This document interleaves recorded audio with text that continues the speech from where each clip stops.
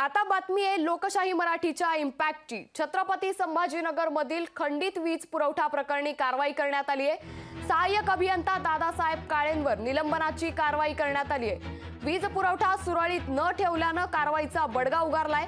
तर लोकशाही मराठीने ही वीज पुरवठ्याबाबतची बातमी दाखवली होती। छत्रपती संभाजीनगरात लोकशाही मराठीच्या बातमीचा इम्पॅक्ट पाहायला मिळतोय। वीज पुरवठा सुरळीत न ठेवल्याने महावितरणचे सातारा येथील सहाय्यक अभियंता दादासाहेब काळे यांना निलंबित करण्यात आले। वीज पुरवठा बंद असल्यामुळे परिसरातील अनेक ग्राहक उपकेंद्रात जमा झाले आणि त्यामुळे असंतोष निर्माण झाला।